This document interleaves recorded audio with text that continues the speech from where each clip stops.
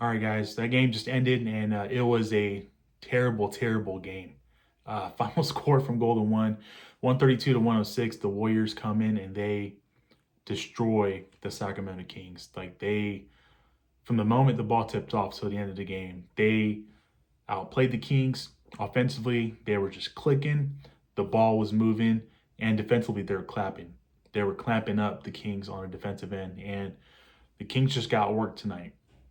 They only had, I'm gonna say, one or two bright spots, but I'll talk about the bright spots. But let's talk about the numbers with the starting five first. Sabonis 32 minutes, he had 14 points, 14 boards, 9 assists. DeRozan 34 minutes, he had 34 points, 4 boards, 4 assists. Zach LaVine 34 minutes, he had 13 points, 5 rebounds, 2 assists. Keegan Murray 34 minutes tonight, he had 13 points, 5 boards, 0 assists.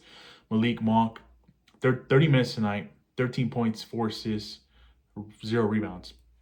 I'll talk about the starting five in a little bit. Let's take a look at the bench. Keon Ellis, 24 minutes, 2 points, 2 boards, 1 assist. Jake Laravia, 16 minutes, he had 0 points, 0 assists, 4 rebounds. Jonas Valanciunas in 9 minutes, he had 6 points, 2 boards, 1 assist.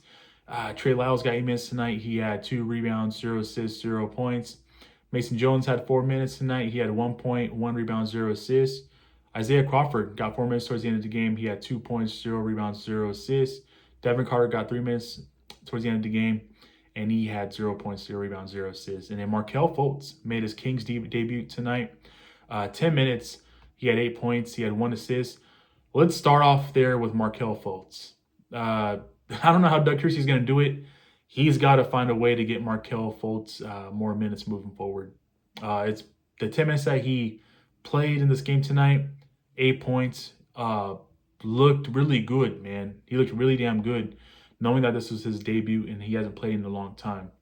He's got to be he's got to just find a way to get on the court more minutes moving forward. That's one of the bright spots for tonight's game. Also, I did want to mention that, DeMar DeRozan lit it up.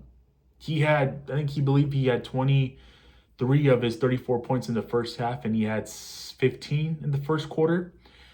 And that's also another issue that I noticed.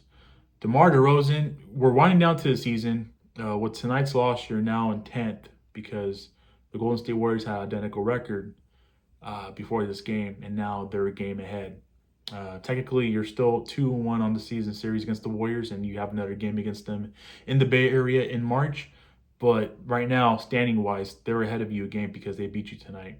And that's going to lead to my pretty much my overall reaction for this game.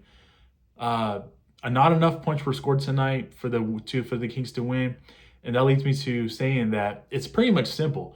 DeMar DeRozan cannot be the only one scoring points. Malik Monk, Zach LaVine, Keegan Murray, Keon Ellis, they all have to be better. They all have to be better, man. It's just plain and simple. Malik Monk, what has happened to Malik Monk? He's been in a funk lately, and I know we all know how the capable scorer Malik Monk can be. Some are going to talk about offense and this and that, the defense. Listen, the defense has always been the issue for the Kings, but it makes it that much worse when no one's putting the basketball in the hoop. And in this case, that was the case tonight. You weren't going to defend and D up the Golden State Warriors, unfortunately, as much as I hate to say that.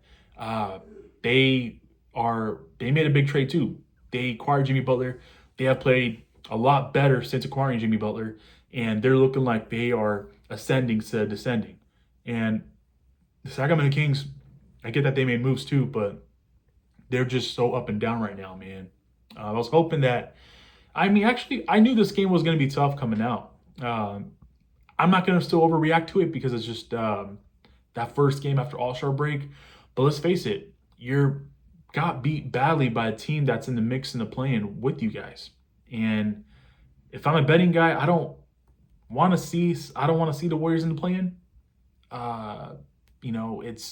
They're a very good basketball team, and I get that we beat them last year in the play-in tournament and eliminated them, but I think this year will be a different beast just because the presence of Jimmy Butler and the acquisition of Jimmy Butler and the shooting that they have.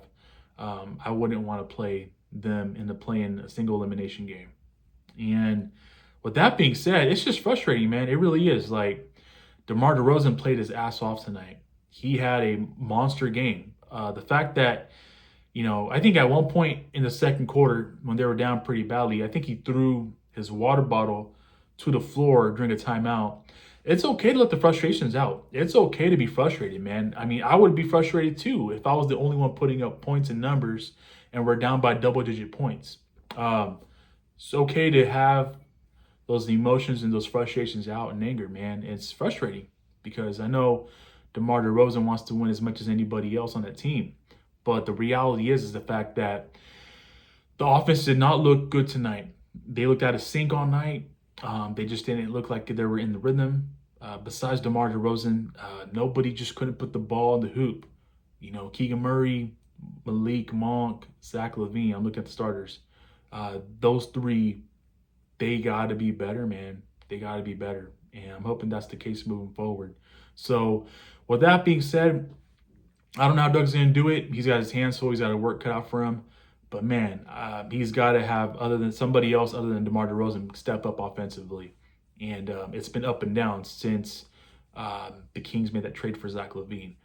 Also, it's I don't know how he's going to do it with trying to find minutes for Markelle Fultz. He's been the bright spot. He's probably the best, other than him and DeRozan, should I say.